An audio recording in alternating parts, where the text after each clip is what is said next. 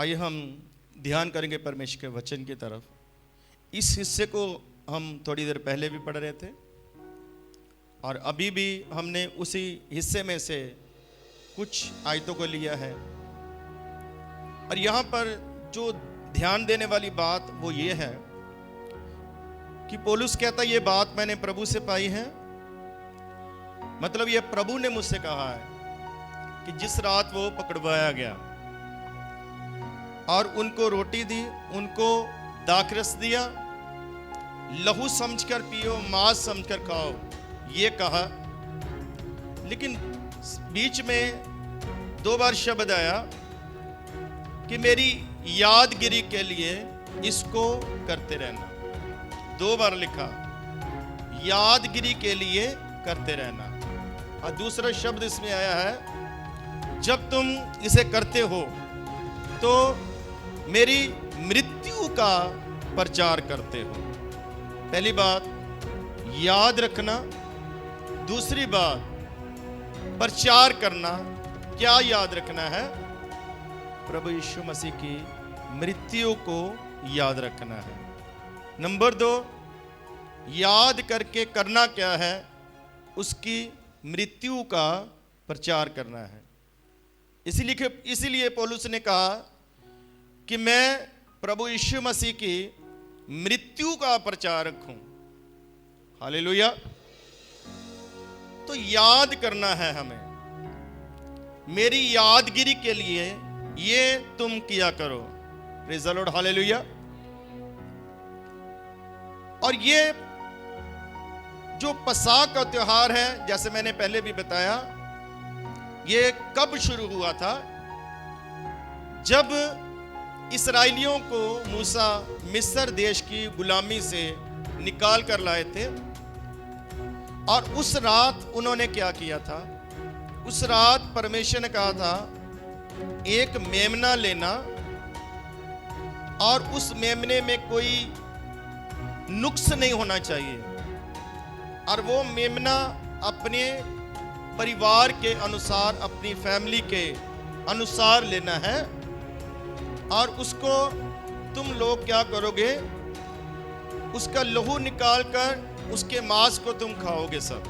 जिस रात उन्होंने मिस्र की गुलामी से बाहर निकलना था, उस रात की ये बात है।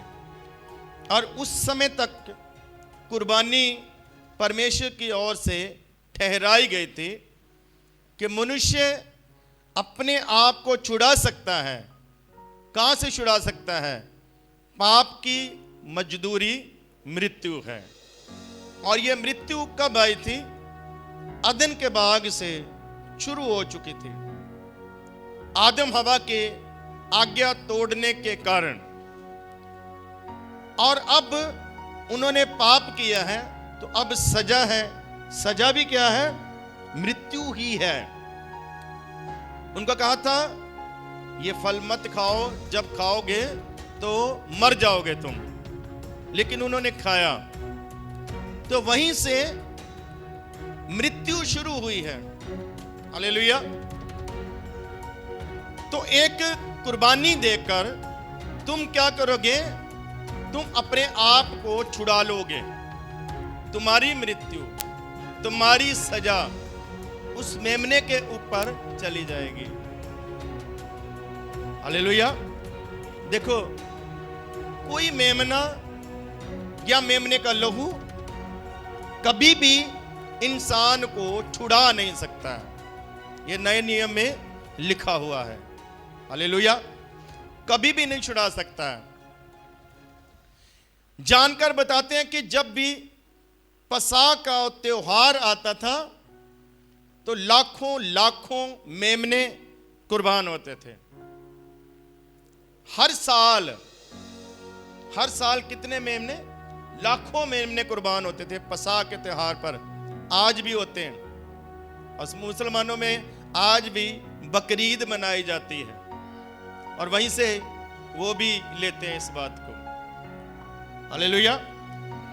तो क्या कहा था कि एक मेमना अपने लिए कुर्बान कर देना। कोई मेमना छुड़ा तो नहीं सकता है, लेकिन अब इंसान गुनाहगार है, इसलिए उसको सजा मिलेगी, मृत्यु आएगी। तो परमेश्वर नहीं चाहते। परमेश्वर ने कहा कि अपने आप को छुड़ा सकते हो तुम, मैं कबूल कर लूंगा। ये मेमने छुड़ा तो नहीं पाएंगे, लेकिन इनका प्राण जाएगा और मैं ग्रहण कर लूंगा। हालेलुया। तो उन्होंने एक मेमना लिया, उस रात उन्होंने उसको काट कर खाया। और अब लहू का क्या करेंगे? लहू परमेश्वर ने कहा अपने बाहर वाले दरवाजे पर, चगाट पर तुम लगा देना। मैं आज रात मिस्र में से निकलूंगा और जितने मिस्री हैं जिन्होंने तुम्हें दुख दिया है, जिन्होंने इतने साल तुम्हें गुलाम बना कर रखा है, उनमें से हर एक पहलोठा मर जाएगा। हर एक पहलोठा मर जाएगा, चाहे वो इंसान का हो या पशुओं का हो। तो मैं निकलूंगा मिस्र में से, परमेश्वर कहते हैं, लेकिन जिस घर के बाहर लहू लगा होगा उस घर में मृत्यु नहीं होगी। और वो ये बात को भी सिद्ध करेगा लहू कि ये मुझ पर विश्वास करने वाले लोग हैं या इस्राएली लोग हैं। हालेलुया। तो उन्होंने क्या किया? उन्होंने लहू जो बाहर दरवाजों के ऊपर लगा दिया। हालेलुया। यह सिद्ध करता था कि इन्होंने परमेश्वर की आज्ञा को मानकर एक मेमना जिबा किया है, एक मेमना कुर्बान किया है, परमेश्वर की बात को माना है। और उस रात वो निकले इस काम को करके, और परमेश्वर ने उन्हें उस रात मिस्र की गुलामी से, 430 साल से वो गुलाम थे और उनकी गुलामी बहुत बुरी गुलामी थी। उनको मजदूरी नहीं दिया जाता था, उनको खाना नहीं दिया जाता था, उनके पास घर नहीं थे, वो झोंपड़ियों में रहते थे, उनके पास अपनी इलाज के लिए पैसा नहीं होता था, अच्छा खाने को नहीं होता था, अच्छे कपड़े उनके पास नहीं होते थे, उनको कोई पूछने वाला नहीं होता था। मिस्र में उनका हाल बद से बदतर था, बहुत ज्यादा बुरा हाल था। लेकिन आज मूसा के द्वारा परमेश्वर ने उनको छुड़ाया। बाद में परमेश्वर ने कहा, जब तुम उस देश में पहुंच जाओ, उस वायदे के देश में जहां पर मैं तुम्हें ले जाने वाला हूं, और वहां पर जाकर तुम क्या करोगे? तुम हर साल इस पर्व को मनाओगे, इस दिन को मनाओगे। और तुम क्या करना? तुम अपने लिए एक मेमना लेना। हालेलुया। पहले सब इकट्ठे होना। और मैंने उस दिन आपको खजूरों पाम संडे वाले दिन बताया था कि ये खजूरों का जो त्योहार है, हालेलुया, पर्व वहीं से चला है। ये दो काम इकट्ठे शुरू हुए हैं। फसल कटने के समय पहले दिन वो इकट्ठे होते थे और आनंद मनाते थे, सब मिलकर आनंद मनाते थे। और उसके बाद वो 7 दिन क्या करते थे? वो झोंपड़ियों का पर्व मनाते थे, झोंपड़ियों में चले जाते थे। और ये परमेश्वर ने किस लिए कहा था? उन्होंने कहा अपने अपने घरों से निकलना, झोंपड़ी में चले जाना। तो बच्चे पूछेंगे या और लोग पूछेंगे, भी तुम्हारे पास तो घर है, तुम फिर झोंपड़ी में क्यों रह रहे हो? अच्छे कपड़े हैं, ये ऐसे कपड़े क्यों पहने हुए हैं पुराने? ये तुम ऐसा खाना क्यों खा रहे हो? तब तुम गवाही दोगे, तुम्हारे पास बताने का मौका होगा कि ये इसलिए हम कर रहे हैं कि हम मिस्र में कभी गुलाम थे, ऐसा सा करके, और ये हमारा हाल था।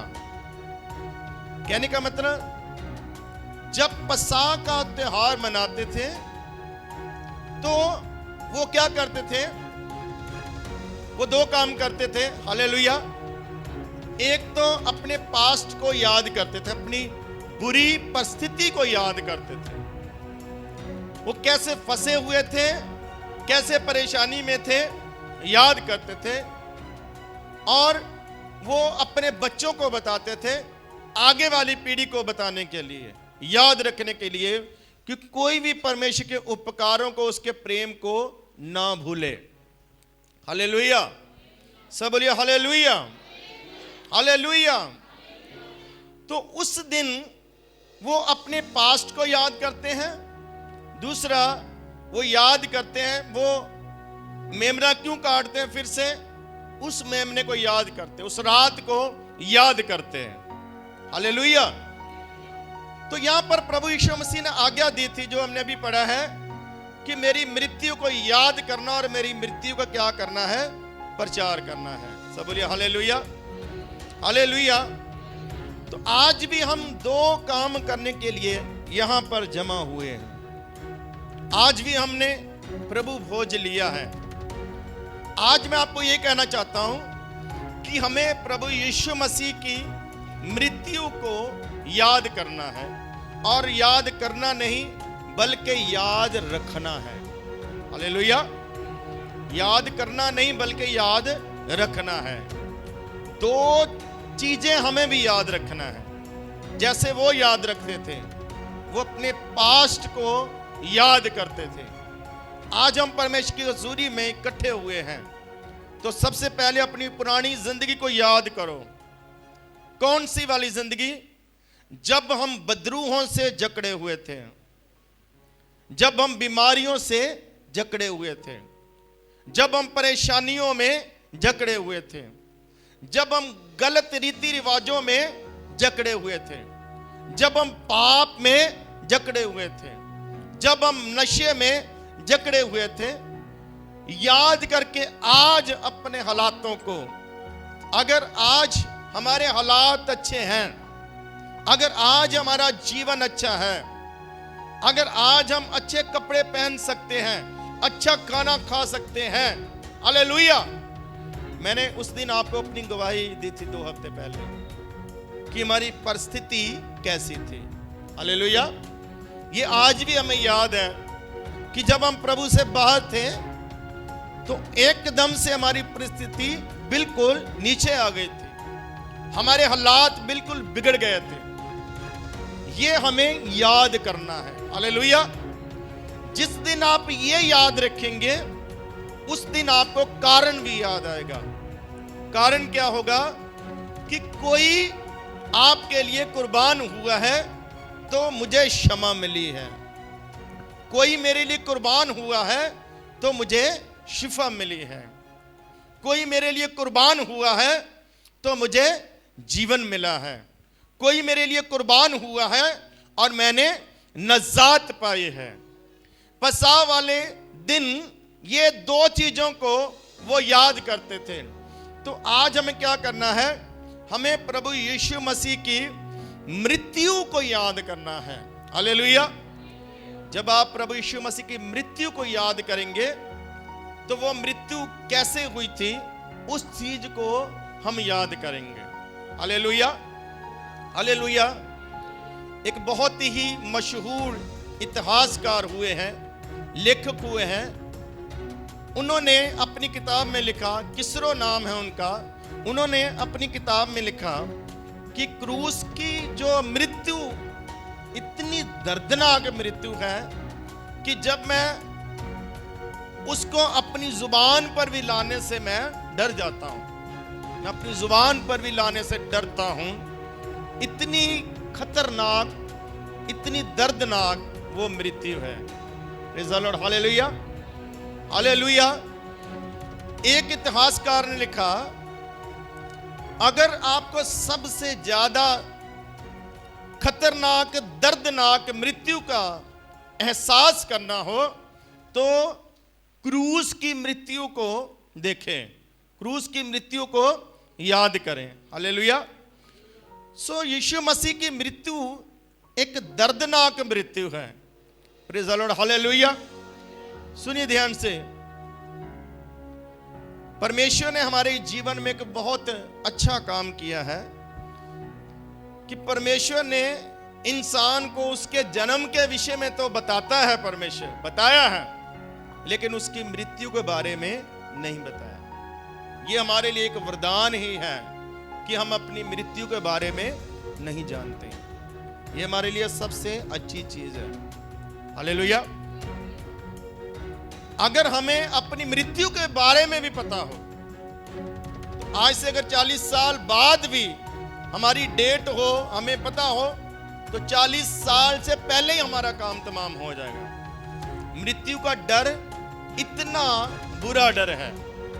तो प्रभु यीशु मसीह, देखो, प्रभु यीशु मसीह को अपनी मृत्यु के बारे में पता था, फिर जीना कितना मुश्किल होगा।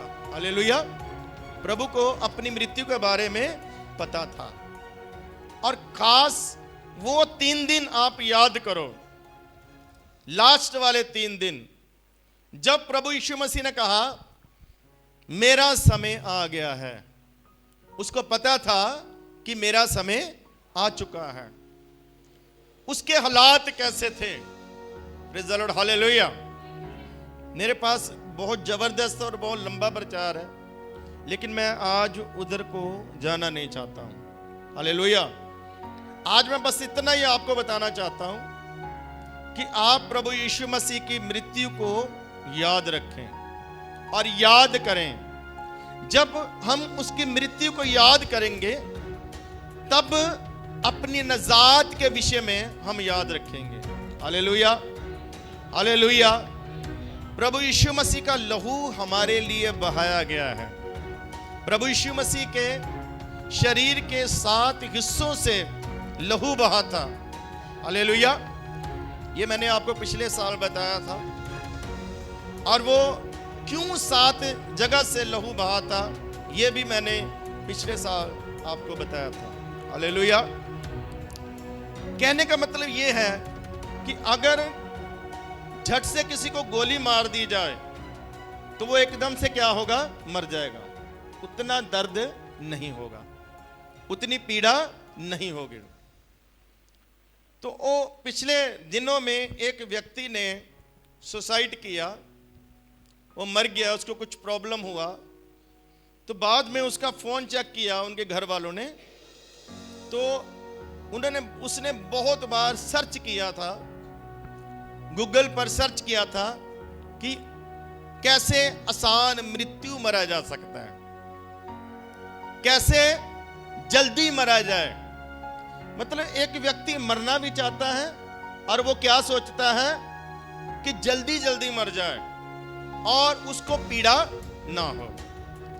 लेकिन यीशु मसीह की जो मृत्यु थी, वो सबसे खतरनाक और दर्दनाक इसलिए थी कि जो क्रूस की सजा उसको दी गई, उस समय सबसे ज्यादा दर्दनाक कोई मृत्यु थी तो वो क्रूस की मृत्यु थी।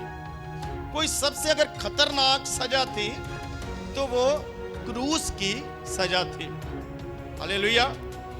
सबसे पहले पर्शियों लोगों ने इनको शुरू किया, पारसियों ने। उसके बाद रोम ने उन पर जीत हासिल की, फिर उन्होंने भी इस तरीके को अपनाया। लेकिन ये इतना खतरनाक था, इतना दर्दनाक था कि इटली वालों ने इसको अपनाने से मना कर दिया। हालेलुया।